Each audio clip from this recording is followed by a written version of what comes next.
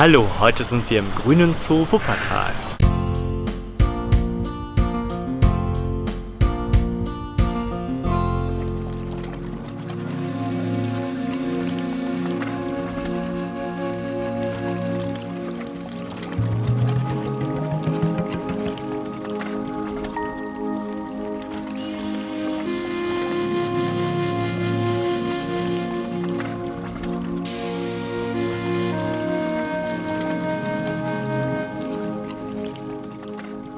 Hallo, mein Name ist Jörn Karger, ich bin Betriebsinspektor hier im Zoo und unter anderem plane ich und kümmere mich um den Bau unserer Gehege und neuen Anlagen hier. Und was wir in den letzten Jahren etabliert haben, ist, dass wir viele Bereiche umgestalten mit der Unterstützung des Zoovereins und das meist eben in Eigenleistung machen. Und da hat sich eben was entwickelt, dass wir Kompetenzen entwickelt haben und das nach unseren Gedanken so gestalten. Und wir sind jetzt hier im Bereich des Projekts Rivers of Sulawesi. Das ist die neue Anlage, der neue Anlagenbereich in erster Linie für Hirscheber und asiatische Kurzkrallenotter. Man sieht jetzt hier im Hintergrund schon einen Teil des Bereichs. Hier ist eigentlich ein kleiner Bachlauf und Wasser in dem Graben. Das ist gerade leer, weil hier vorne noch gearbeitet wird an einem Bereich, der noch abgesperrt werden muss. Da wird gerade ein Zaun gebaut. Insgesamt ist die Idee von Rivers of Sulawesi ein Urwaldpfad. Man läuft also durch einen relativ wilden Bereich. Es gibt viel Vegetation, es gibt Felsen, es gibt verschiedene Böden und bewegt sich im Prinzip entlang von einem tropischen Gewässer, das nachgestaltet ist, das immer wieder ein bisschen anders sich darstellt. Mal gibt es einen Bachlauf, mal gibt es einen Flachwasserbereich und das ist so aber dieser rote Faden der Gestaltung, der sich hier durchzieht.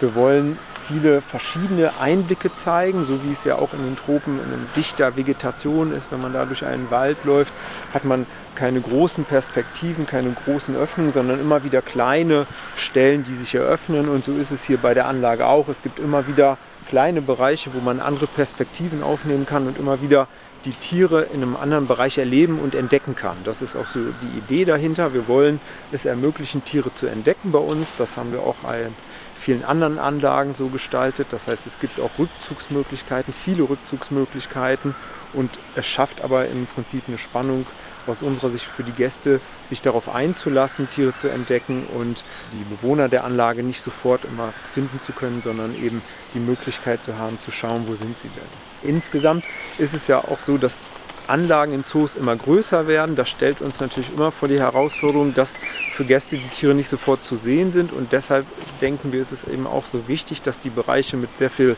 Liebe zum Detail gestaltet werden, sodass im Falle, dass man die Tiere nicht sofort sieht, der Bereich trotzdem attraktiv zu sehen ist und man einfach trotzdem eine schöne Landschaft sieht. Und dieser Gedanke, Landschaft und Natur näher zu bringen, ist eigentlich die Idee, die wir haben, um eben auch Wertschätzung entstehen zu lassen. Also wir glauben, dass man grundsätzlich für das einsteht, was man für wichtig hält, was man als erhaltenswert begreift. Und insofern ist eben diese Idee, eine detailtiefe Landschaft zu erschaffen, eben auch die, indem man Wertschätzung auf der einen Seite zeigt und sagt, wir arbeiten sehr im Detail und wir wollen vieles ausarbeiten und immer wieder neue Kleinigkeiten zeigen, die spannend sind und gleichzeitig natürlich eben auch zu sagen, es geht gar nicht nur um die einzelnen Tiere, die auf dieser Anlage leben, sondern es geht immer um das Habitat, also den Lebensraum, aus dem die Tiere ursprünglich stammen, in dem sie leben. Unsere Tiere, die hier leben werden, sind alle im Zoo geboren, die kennen die Heimat in dem Sinne nicht. Aber es geht darum, ein großes Bild zu vermitteln und das ist die Idee dahinter. Wir haben ja einen Bereich umgestaltet, den es vorher schon gab. Im Hintergrund sieht man dunkel das Gebäude, das alte Vogelhaus, das stammt aus den 60er Jahren und dieser Bereich hier vorne war ursprünglich, waren das mehrere Gehege für Wasservögel, für Störche, für Kraniche. Und daraus resultieren haben wir in diesem hinteren Bereich, hinter der Vegetation, noch ziemlich viele Stallungen. Das sind alles ein bisschen kleinere Stallungen, die aber genau für die Haltung der Otter und der Hirscheber ideal sind, weil die alle miteinander verbunden sind, beziehungsweise wir teilweise noch zusätzlich Verbindungen geschaffen haben und somit wir auf diese Komplexität, die manchmal ja da ist, wenn man verschiedene Arten miteinander vergesellschaftet, hier jetzt die Otter und die Hirscheber, aber auch Spannungen vielleicht innerhalb der Tiere, Zuchtgeschehen und so weiter, ganz dynamisch reagieren können. Wir haben insgesamt ja 3 Anlagen, die alle miteinander verbunden sind. Das heißt, im Idealfall nutzen alle Tiere immer alle Anlagen, aber es kann natürlich immer so sein, dass zum Beispiel aus dem Zuchtgeschehen heraus man einzelne Tiere abtrennen muss und die einem einen Teilbereich, und das lässt sich wunderbar mit diesen dahinterliegenden Stallungen verbinden. Also man kann im Prinzip aus jedem Stall zu jeder Anlage kann Rundläufe schaffen, und das bietet uns, glaube ich, ganz viele tolle Möglichkeiten.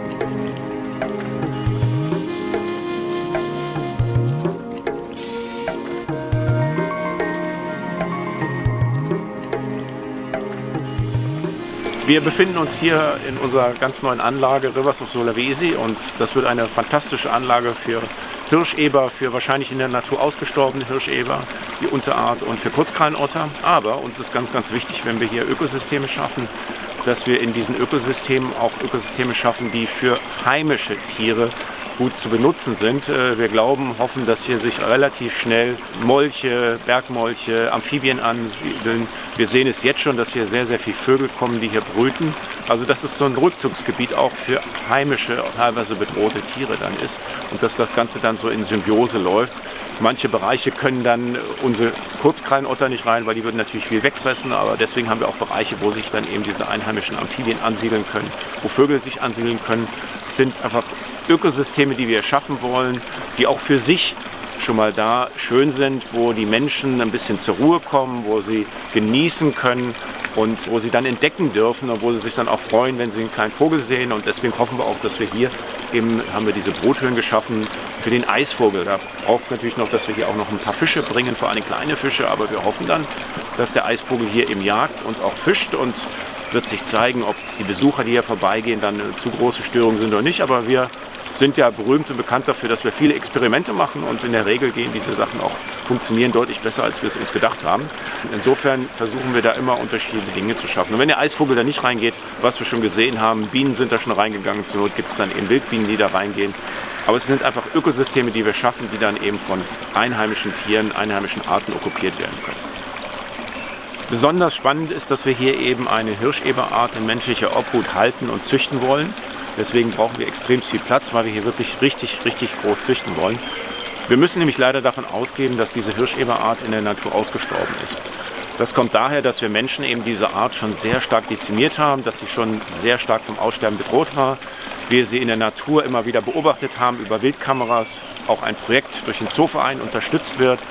Und dann haben wir Menschen durch Globalisierung die afrikanische Schweinepest nach Asien gebracht. Und während afrikanische Schweine an dieser afrikanischen Schweinepest kaum erkranken, europäische Schweine schon erkranken, aber unsere Wildschweinpopulation zum Beispiel so groß ist, dass sie das wegstecken können, dass sie sich adaptieren können, dass sie sich anpassen können an dieses Virus, ist es bei den asiatischen Schweinen so, dass die Art schon so reduziert ist, dass wir leider davon ausgehen müssen, dass diese Unterart in der Natur ausgestorben ist. Es gibt jetzt auch Bemühungen, noch andere Unterarten in menschliche Obhut zu nehmen, sie auf Inseln zu bringen, wo sie unter besonderem Schutz vor der afrikanischen Schweinepest eben sich weiter vermehren können.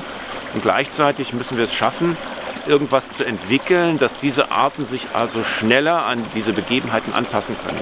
Wir arbeiten, dann sage ich also, das ist das Friedrich-Löffler-Institut, das sind viele andere Zoos daran, einen Impfstoff zu entwickeln. Am besten übers Wasser, weil wir ja wilde Tiere in der Natur eben ganz, ganz schlecht bekommen, um 2-3 Mal hintereinander sie zu impfen, sondern übers Wasser impfen können, dass sie einfach die Chance haben, sich an dieses Virus, was einfach viel schneller zu ihnen gekommen ist, sich adaptieren können. Das heißt also, wir Menschen haben es verbockt, wir Menschen haben viel versaut, und jetzt müssen wir gucken, dass wir das wieder mit Technologie natürlich auch schaffen, dass eben diese Arten sich an diese veränderten Bedingungen möglichst schnell adaptieren können, weil es einfach wahnsinnig schade wäre, wenn diese tollen Tiere verloren gehen würden, wenn sie aussterben würden. Und es geht einfach darum, diese Arten zu erhalten. Und da ist im Moment gar nicht der Lebensraum das Problem, sondern wirklich diese Krankheit, die wir gebracht haben. Und deswegen eben Zucht dieser Tiere in menschlicher Obhut, in der Hoffnung, irgendwann einen Impfstoff entwickelt zu haben, um dann diese Tiere auch wieder in den angestammten Lebensraum zurückbringen zu können.